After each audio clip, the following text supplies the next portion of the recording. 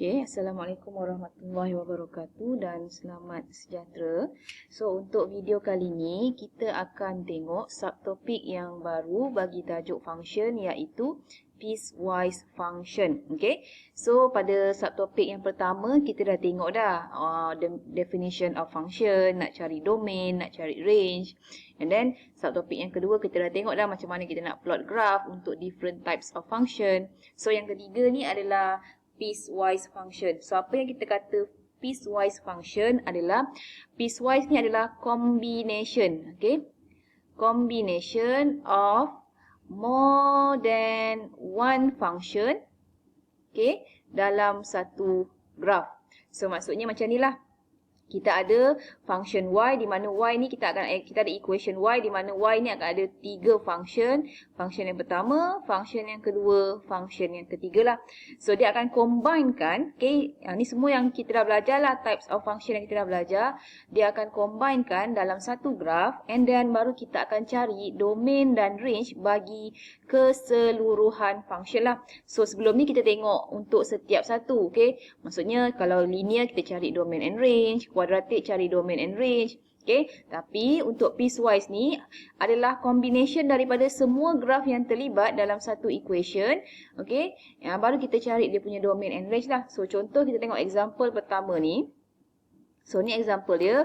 So dia bagi equation of y akan ada tiga function. So yang pertama adalah x minus 3. Tapi function x minus 3 ni hanyalah daripada x equal to 3 and more than 3. Okay, and then function yang kedua pula adalah function kuadratik x square minus 3x. Tapi function ni yang terlibat hanyalah daripada negative 1 sampai 3 sahaja. Okay, and then last kali function y equal to 4. Tapi function ni hanyalah terlibat daripada x less than and equal to negative 1. So maksudnya bila saya lukiskan dia punya dalam bentuk number line. Okay. So, contohlah ni kan buat cantik-cantik lah number line. So, kita ada nombor yang paling kecil, negative 1 and then 3. So, daripada 3 dan ke atas, okay, 3 dan ke atas, yang terlibat adalah function x minus 3.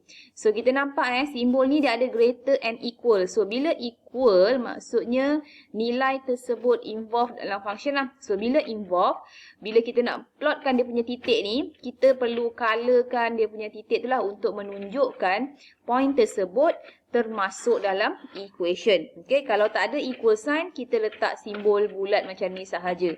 Okay, so ini dia punya ni lah. So, graf pertama yang ini x minus 3. So, graf yang kedua daripada negative 1 sampai 3 sahaja.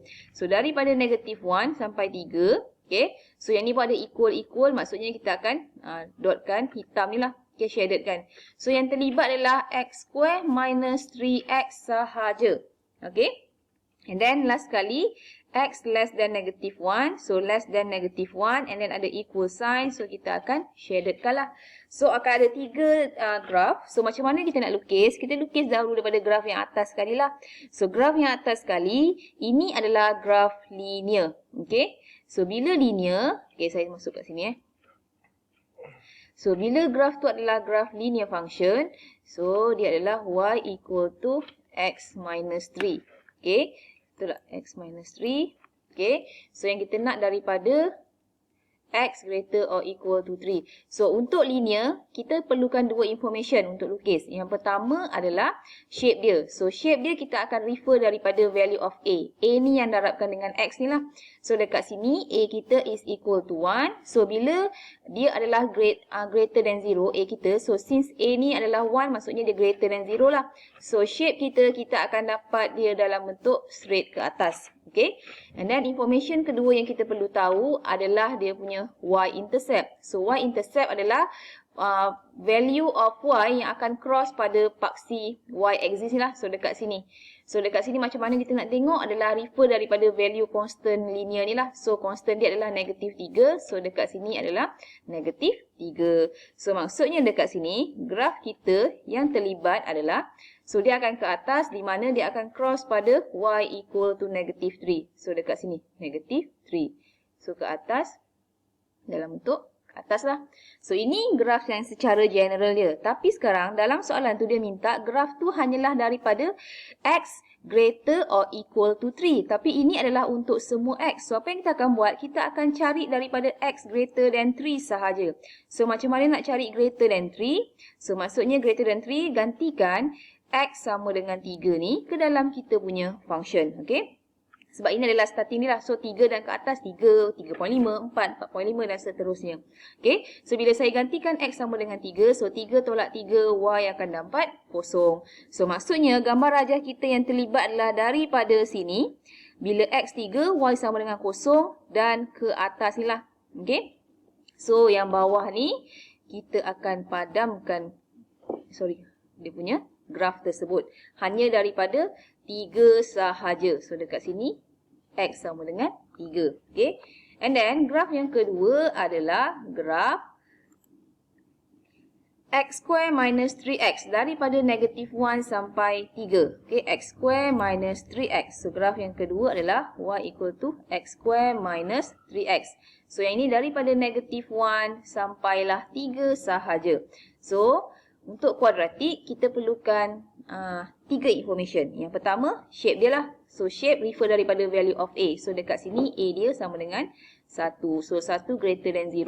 So kalau kuadratik A dia is greater than 0, kita akan dapat dalam bentuk smile graph. And then information yang kedua adalah kita akan cari, sebab ni dalam bentuk graf ni dalam bentuk yang tak dalam bentuk bulat, separuh bulat. So maksudnya dia akan ada vertex. Okay, so vertex bucu dia lah. So kita akan cari dia punya vertex menggunakan formula start daripada X dahulu. Negatif B bahagi 2A. So negatif B. B kita adalah negatif 3. So negatif 3 bahagi 2A. Sorry, 2 darab 1, 2 lah. So kita akan dapat 3, negatif positif, 3 bahagi 2, 1.5. So ini adalah X.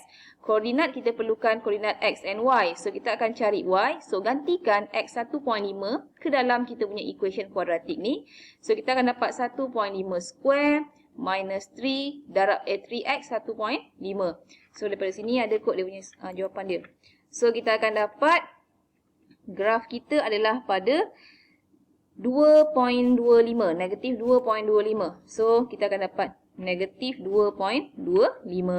So, maksudnya koordinat kita, vertex kita adalah when X is equal to 1.5, Y kita negatif 2.25. Okay, so itu adalah vertex. So, last kali, information yang ketiga adalah kita punya Y-intercept. So, maksudnya graf ni dia akan cross pada paksi Y lah. So, macam mana nak tengok? Tengok daripada value of constant. So, dekat sini constant kita tak ada. Sebab ni ada X, ada X. So, maksudnya Y kita is equal to 0. Okay. So, combinekan all these three information ke dalam satu graf. So, ni paksi Y. And then, ini adalah paksi X. Okay. So, ni Y. So, sekarang graf tu adalah dalam bentuk smile graph. Di mana vertex dia adalah X 1.5. So, let's say ini adalah 1.5. Y sama dengan negatif 2.25. So, let's say ini adalah negatif 2.25. So, inilah dia punya koordinat dia, vertex dia. And then, dia akan cross pada Y equal to 0. So, ini adalah Y equal to 0. So, combinekan semua information ni, buatkan dia punya graph. Okay. So, dia adalah bentuk smile graph. Okay.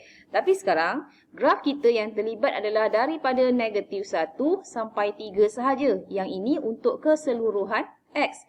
So, apa yang kita akan buat? Kita akan tengoklah.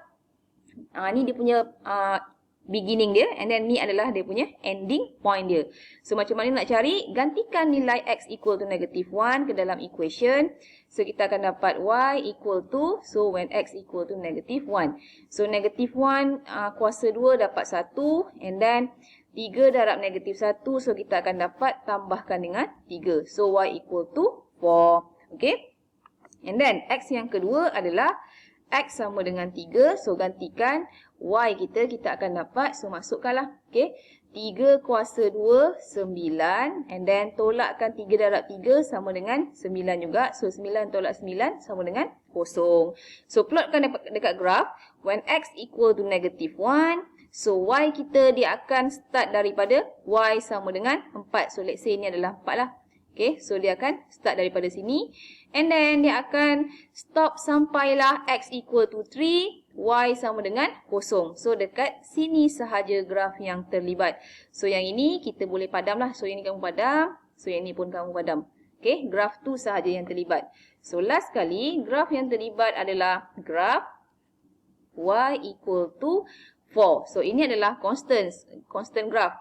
So Y sama dengan 4. So ini paksi Y. So ini adalah 4 lah. So Y sama dengan 4. Ini adalah graf kita. Tapi graf ni terlibat daripada X less than and equal to negative 1. So maksudnya hanyalah daripada negative 1 ke bawah sahaja. So yang more than negative 1 ni kamu boleh padamkan gambar rajah tersebut. So apa yang kita akan buat next one adalah kita akan combinekan all these three graph dalam satu graph yang besar lah. Okay. So combinekan dia. Okay, kamu lukis cantik-cantik. Ini adalah paksi Y.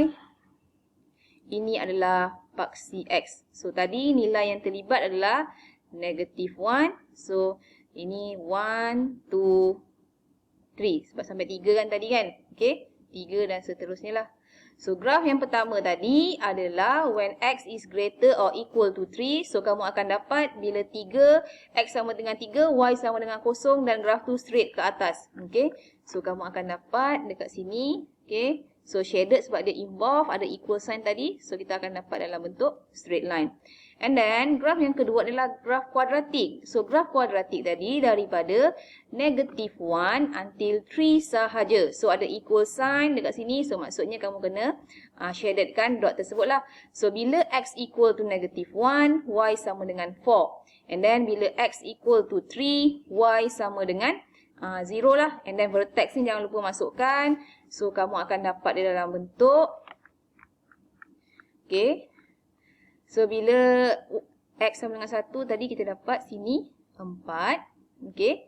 So maksudnya dekat sini dia akan start 4 ni. So sini 4. And then pada X equal to 1.5 tadi. Ini 1.5. So dia ada vertex dia. And then dia cross pada Y sama dengan 0. And then dia akan stop tadilah pada X equal to 3 tadi kan. Okay. So ikut balik graf tadi yang macam kamu lukis tu. Okay, kamu lukis dalam bentuk cantik. So ini dalam bentuk quadratic function. Okay. So ini lengkuk, ini straight Okay, kamu lukis cantik-cantik sikit lah. So last kali graf yang ketiga adalah graf yang ini. So daripada X less than or equal to 1. So ini 4 juga sama. So shadedkan juga straight line Y equal to 4. Okay, so last kali baru kita cari domain. Okay. So domain kita akan tengok pada paksi X yang terlibat. Okay. So bila kita tengok sekarang, semua nilai X ni kita akan ada graf. Sebab apa? Bila X greater than 3, sampailah infinity besar pun, graf tu makin lama dia akan ke atas sahaja. So sama juga, bila X kita ni ke arah negatif side ke arah negative infinity, Y kita akan dapat Y equal to 4 forever. Okay, so maksudnya semua nilai X ni are involved dalam domain lah. So kita akan letakkan dia X is a part of real number lah. Sebab apa? X tu boleh jadi positive number, negative number. So dia juga boleh jadi dalam pecahan, perpuluhan. Okay, so ini untuk domain. So untuk range pula, kita akan tengok pada paksi Y, value Y yang terlibat.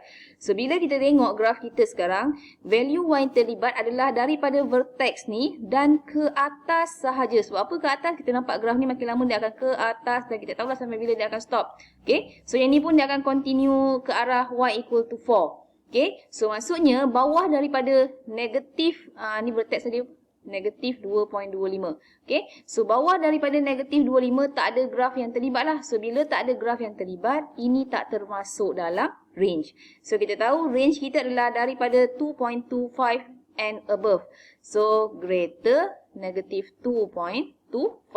So kena letak equal sign ataupun tidak? Kena letak sebab apa? Point ini termasuk lah. Okay, sebab dia dalam satu function, so dia termasuk. So kita punya range adalah Y greater or equal to negative 2.25. Okay, so kena ingat untuk piecewise adalah combination daripada a few function dalam satu big graph, and then baru kita cari dia punya domain and range. Okay, so yang ni kamu boleh skip lah sebab kita ada belajar yang ni kan. Okay, so try buat yang ni. And then ada a few examples. So try buat, okay. Draw the piecewise and then determine the domain and range from the graph. Okay. So itu saja untuk video kali ini. Assalamualaikum dan terima kasih.